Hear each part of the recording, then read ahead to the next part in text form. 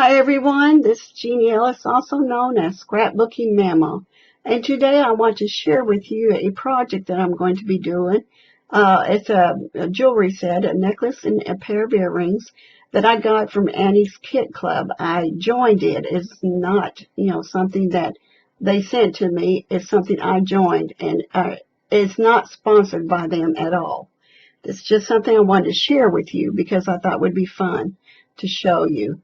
So the first thing, of course, is to unpack everything, and it was packaged very well. And inside, I've got or what you call a bead mat, I believe. Anyway, it helps to keep beads from rolling off of that mat. It's spongy. It has a nice soft feel to it, and it works very well. I've got two already, but this one is nicer than what I've got. And then I got a 4-in-1 tool. That means it's got 4 uses to it. It has to make jump rings, it's to turn the jump rings to get them ready to make, or to turn the end to make a link, closes the jump ring, cuts, it has great uses for it. And then this is the kit that I'm to put together. And you see all the different pieces there, the different colors. And I love the colors. They came out, it's beautiful, kind of like a bluish purple color. It may say what color it is, I'm not sure, but they're beautiful colors. And they came in the molded plastic, 2 molded plastic pieces. I had a hard time getting them apart because I thought they were taped together, but they weren't. And so finally got it open, and inside each tight piece is in plastic bags. So, which is good. You can use those plastic bags over again if you want to for something. So the next thing is that I saw a booklet of different types of jewelry making and things, plus the instruction sheet you get. Now I am going to put all those pieces out of the plastic bags and put them into that tray there. That tray worked really good to keep everything organized. Now they're all organized, they're all put into that tray, and I'm going over the instruction sheet. The first thing you want to do is go over your instruction sheet and read what it tells you to do. If you don't, you're liable to get confused, and I have done that before. So there, I'm getting ready to put together one of the little what they called the Dangle D, which was the 8mm lapis rounds. That's part of the earring, so I thought I'd just go ahead and put them together first because they're a pair. They're only 2, so I'll just put them together. So I put an eye pin in it, and then making a loop on the other end, which took me a little bit because I'm starting to get used to the one-stepper tool that I have. I'm a little spoiled by it because I just poke it in there and I'm done, But so anyway, I'm a little out of practice with that, but mine aren't perfect anyway, by any means. So, but if you look at most places that you see already made, they're not perfect either. So what I next like to do is to take my 2 tools, and if they got 2 loops on 1 loop on each end of the bead, I like to take the flat part and put both of those loops into the flat part for the bead. Oops, dropped it. And then I kind of turn them, twist them to where they're even. They're facing the same direction. They're straight. And because if you don't, they just, they may not work right. So now I'm doing putting the beads together. There's the oval ones there. And there were a lot of beads to put together. There were 17 to put together for what the white ones were, which are called the moonstone. You see there the white ones. I had 17 of those. And so I'm taking them out, counting them there. And I guess I must have miscounted because I had more than 17 done, apparently.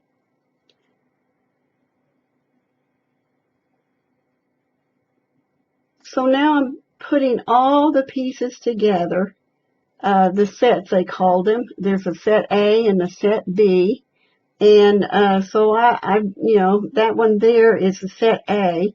and it consisted of the teardrop and 2 of the moonstone white beads, and of course a jump ring. So I put all them together, and there were 5 of those, I believe. And I used my hand to open and shut the jump ring. Don't pull your jump ring left to right, pull it back and forth to open and close it. Never put them side to side, pull them side to side. So now I'm getting ready to put the charms together of the necklace, and it called for 3 jump rings together. And there again, I'm using my fingers to open and close them because it seemed like it was easy enough to do at that point. So that called for a charm, a moonstone bead, and a round bead. So I got those together, and there were 6 of those. And I just absolutely love those charms. They are gorgeous. So now you can see I have them all together. And now I want to go ahead and put in the centerpiece. There you can see I'm pointing at it. I had to find the center first, and what I did, as you see there, I just folded it in half until an extra loop, a chain link, came together by itself down there. Now these are double loop or double link chains. So that means there's 2 on each link, and which makes it a heavier piece. And I really like it. And you got to be careful though when you put your charms and things on, because if you don't, you might get 1 loop of the link rather than the 2 loops of the link. Because they're double, you want to make sure you put the jump ring around both of those links. Because I found I did one accidentally, didn't put the link on it, both of them, and I had to redo that part. So there I am. I'm getting ready to put the first piece on, which is what they called set. Let's see. They called it Dangle A, set A. So that wasn't hard to put on, but what I had my trouble with was putting the next piece on, which was on the same ring. So you know, that's because my hands probably aren't as healthy as they should be. But you know, now you see I'm using flat nose pliers there, and that helps me hold it together better. That Form 1 tool can be used for any of this, but this was just easier for me to do because I just got used to it. You know, you get used to certain tools. There you see that I'm straightening it out because I want to make sure I get the links right and none of them are twisted. And there I am again. I'm just continuing on putting all the different charms on and the different sets A and B on. And it took me just a little bit. Once I got used to it, it wasn't so bad. So I'm not that quick, as you can see there. I wish I was, but I'm not that quick. I would have done lots of jewelry done by now. But there it is. You see there, all together for that first part. So now I'm just sharing with you the final project. Again, this is not a tutorial, just to share with you. And there it is. I love it. I love that kit. They sent a beautiful kit for the first time for your introductory offer. Don't hesitate, you know, with that introductory offer. It is a gorgeous kit. And I'm telling you, it's beautiful. So anyway, you see it, they're all together there. They're all in the right part. And I tried to kind of make it look like the picture a little bit there just so you could see. I think my links were the closure and the 5 links to close it, the lobster clasp width, were on opposite ends, but that doesn't matter. It didn't tell you that you had to put in a specific one. So, but anyway, each piece was, you know, was fun to put together, really. I mean, it wouldn't have taken so long except for the fact I had to get up so many different times and had to go back. But you see there, just make sure that your links, the double chain links, have a jump ring around both of them. Okay, there's 2 links per chain piece, if that makes any sense. See there, I'm picking that up there. There's 2 of those on there. There's 2 on all of them. Just make sure your jump ring is connected to both of those at the same time. So you don't want to leave one out. Loving that chain, loving it. And I, really am glad that I got that. So there, be sure to make sure that you read all the instructions, separate your pieces, put all your links and dangles, sets, everything together first before you attempt to put them onto your chain. Don't put one on, don't make one set and then put it on and then make another set and put it on. Get all your pieces together first and hook together and then hook them onto to your chain. And the earrings, I think they're just gorgeous. Earrings are beautiful. They're not too gawky or bulky or anything. And they just came out beautifully.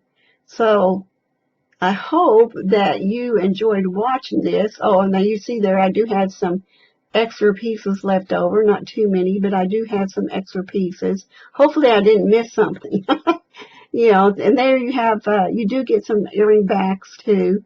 They're clear plastic pieces or kind of rubbery feeling to them. And I'm not sure what I'm doing there.